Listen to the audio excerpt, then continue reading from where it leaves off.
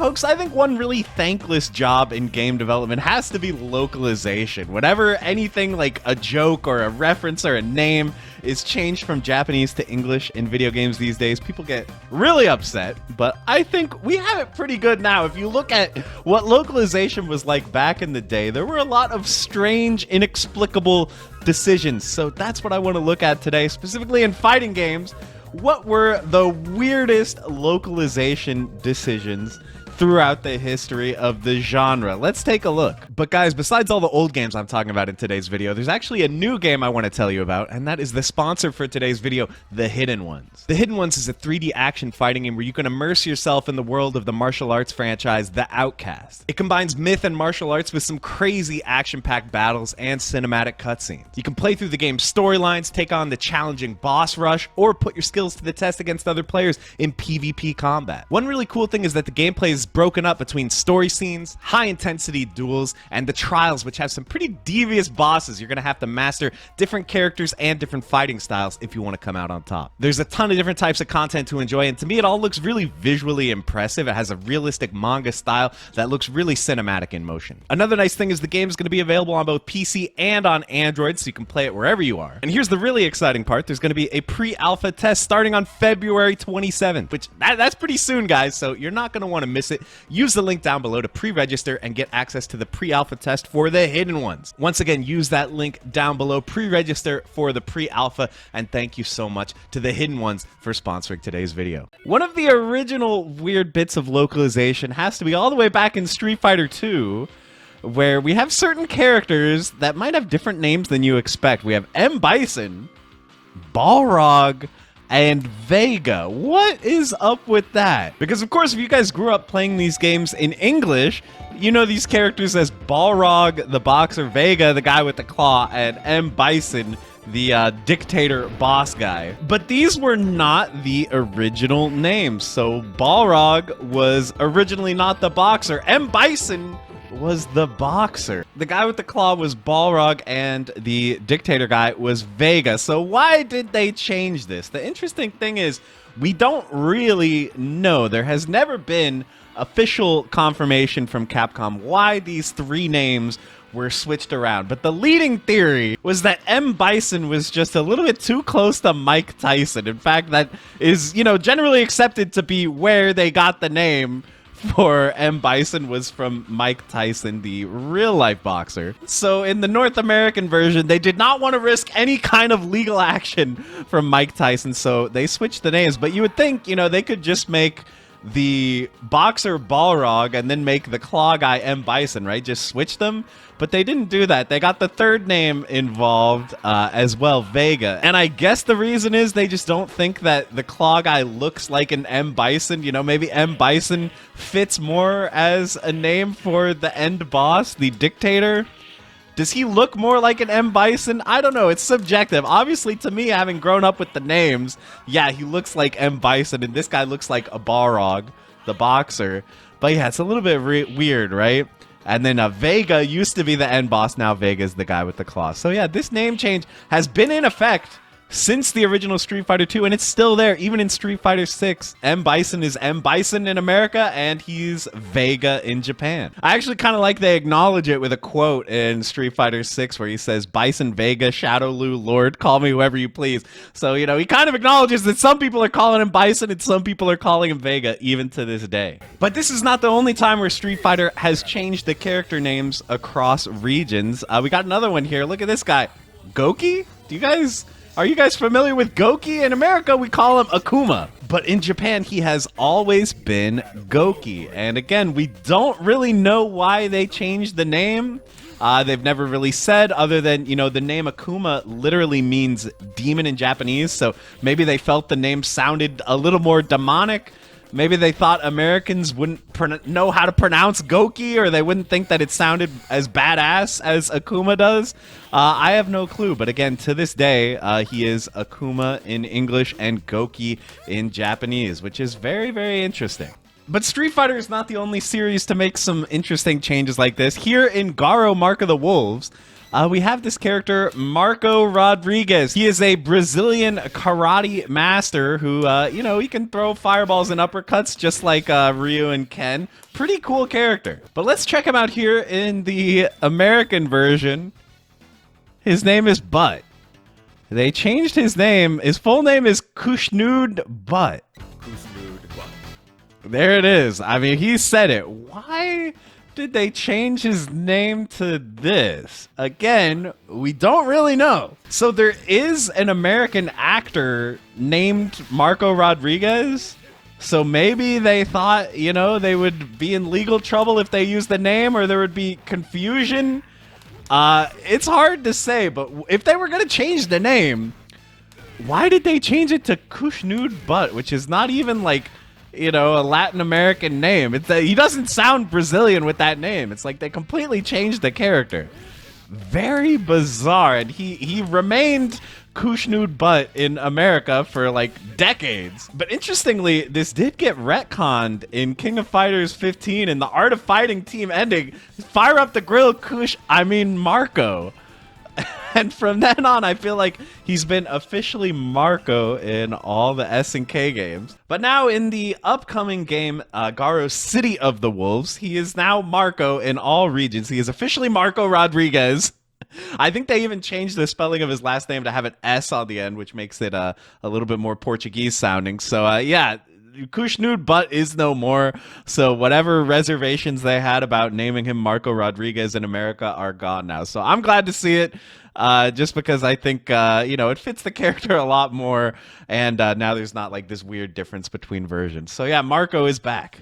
But beyond characters getting renamed, sometimes characters get removed altogether across versions. Here in the Japanese version of Marvel Superheroes vs. Street Fighter, we have this guy Norimaru, who you can put on your team. He is a joke character who, you know, he basically fights by like throwing little trinkets at you and like slapping you with his book bag.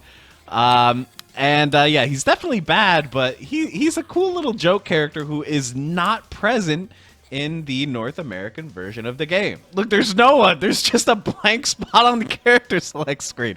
Kind of a bummer. So yeah, I don't know if this was a licensing thing, or like maybe they just thought that Americans wouldn't get it since he's based on a Japanese comedian, I guess. But yeah, it's a little bit sad. No Norimaru in the English version. Yeah, definitely a bummer to see a character just fully removed from a game. Another example of this happening was actually in Tatsunoko vs. Capcom, where we have this guy Daimo, who's like this big genie guy. And yeah, he was straight up removed in the American version of the game that ended up coming out later. And again, this was said to be a licensing issue. I guess maybe they thought Americans wouldn't know who the character was, so it was less important to get the licensing. Or whoever held the rights just didn't care to get the character in the English version. But regardless, yeah, again, a complete character missing from the game. Kind of a bummer, even though I have no idea who this guy is, but I don't really know who any of the Tatsunoko characters are. So maybe he would have been fun to have. And sometimes beyond the removal of characters, we also have the removal of voice lines. So if we listen to Captain Commando's voice lines when he calls in his buddies here. Okay, so he yells out their names when he calls them in. So their names are Sho the Ninja, Genity, who is like the knife guy, and Hoover, the baby. And yeah, he calls their names out, but let's switch it over to English real quick. Now he just says, come on, whenever he calls any of them. It doesn't matter which one. Come on. Come on. So yeah, because these characters have different names in English, their names are Ginzu the Ninja, Mac the Knife, and Babyhead. They did not want to record new voice lines and do all the effort of putting them into the game and stuff, so they just make him say, come on, when he does this. But here in Marvel vs. Capcom 2, you know, this game is kind of famous for them not putting that much effort into each individual character because there are so many of them. Regardless of version, the names are back. So, Sho, Genity, and Hoover are back regardless, English or Japanese. So yeah, I guess they just didn't care. They didn't feel like having a difference between the versions. But yeah, it's kind of nice to hear these old school names back. If this is what you're used to hearing, it just feels right to have it in. But the game where the most names were changed has to be the Darkstalkers series. I mean, even the names of the games were changed. As you can see, in Japanese, it's Vampire the Night Warriors. In America, it's Darkstalkers the Night Warriors. Vampire Hunter Darkstalkers Revenge became Night Warriors Darkstalkers Revenge. And then Vampire Savior is just the same in both versions. But in addition to just the game names, there's also the character names. A very large number of characters in this game had their names changed across versions. Some are the same, you know, Dimitri, Morrigan, Sasquatch, those are the same in every version. But we have Zabel, we have Gallon, Lele, Albath, and Boletta. So if you can keep some of those names in mind, because here in the English version, they're called Baby Bonnie Hood, Shenko, Rikuo, Lord Raptor, and John Talbane. Is that everybody? Did I get them all? So yeah, why are like half the characters in this game under different names across the versions? Again, we don't really know. My best guess is that they just thought that some of the names wouldn't, you know, be appealing to English speakers, or they wouldn't really like make sense. Some are also a little bit hard to pronounce, like Albath. But, I mean, Shenko is hard to pronounce, too, so I don't know. Maybe they thought Shenko sounded more Chinese, so it would, like, get the impression of the character across more than Lele. I really don't know, guys, but it's super strange, and to this day, it creates a massive amount of confusion. Like, you know, should we call him Rikuo? Should we call him Albath, Shenko, or Lele? It's like John Talbane versus Gallon. There's so many names to keep track of. It's very, very confusing. But I guess, you know, fortunately or unfortunately, we haven't gotten a Darkstalkers game in over 20 years, so maybe we don't have to worry about it anymore. But if they ever do bring it back, I have to wonder which names are they going to use. Are they going to do like S&K and just make it like Marco Rodriguez in every version? Or are they going to be like Capcom, where to this day, M. Bison, Vega, and Balrog are switched around? Very, very curious. But okay, that's enough talking about like character and game name changes. Let's move on to the other section of the video I wanted to talk about, which is win quotes. Back in the day, win quotes were often heavily changed from the Japanese to English version, and sometimes they were changed in a very out-of-pocket way.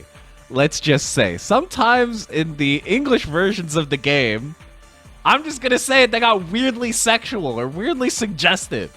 I don't really understand why. So, yeah, here in Street Fighter Alpha 3, you know, we've got all the normal Japanese Ken quotes. You can watch through all these. Someone was nice enough to translate them on YouTube. And none of these are very weird at all. But then in the English version, he says, I need a better workout than this. Where's Eliza? Which Eliza is his wife, in case you don't know. Moving on. In Street Fighter 3, when Alex beats Elena, in Japanese he says something like, bad girls who kick are disliked. And then for the English translation, they ended up going with, if you want guys to like you, you gotta use your legs for something else. Again, they just had to kind of make it weirdly suggestive for some reason. Ryu versus Elena as well. In Japanese, he says something like, you have great spring in your movements. Did you train in the wild? In the English version, he says, you have a nice bounce in your body. It's wonderful. Look at his face. Ryu, I was not ready for Coomer Ryu. Weird. Okay, in Fatal Fury 2, Geese Howard, in Japanese, he says, die like a dog, just like your father. In the English translation, they translated it as, die like your father, you pin-headed son of an ice cream maker. This is real. What does this mean, to call someone an ice cream maker? The son of an ice cream maker? Geese Howard was pushing the slur game to the next level. We had no clue what he was cooking with back in the day. Okay, this one, I don't think they intended this to be suggestive, but it just comes out that way.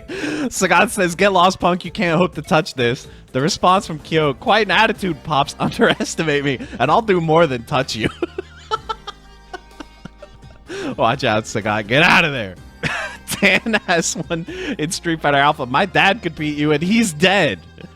Listen, I went through all the translated Japanese ones. There is nothing like this in Japanese. They just made this up for the English version. They just threw it in out of pocket. And then the last one I wanted to mention, this is from a more recent game, JoJo's Bizarre Adventure All-Star Battle, where in the English version, again, they just made this one up. The translators just felt like having fun. When you beat Lisa with Joseph Joestar, he says, why'd you have to come to this? You're tearing me apart, Lisa. I'm not going to do the voice, but yes, that is a reference to Tommy Wiseau's The Room. And yeah, I mean, I guess I'll allow this one because, it's just like a dumb meme. Sometimes it's a little cringy when they put memes in the games, but, they're just having fun with this. I guess I'll allow it. But some of the other ones were a little bit out of pocket, a little bit crazy. Why did they do that? But I want to know what you guys think. Did you prefer it back in the day when there were always kind of these weird differences that, made the versions feel more distinct, like the characters having different names? Or do you like it now when we're a lot more global, everything's a lot more unified now, and now it's very rare, it feels like, for characters to have completely different names, and most people prefer that things match up to the original language as closely as possible. Let me know what you think.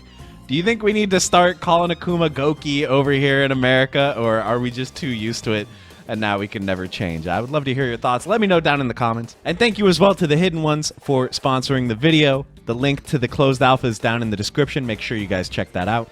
And thank you guys so much for watching the video. I hope you enjoyed. Until next time, bye everybody.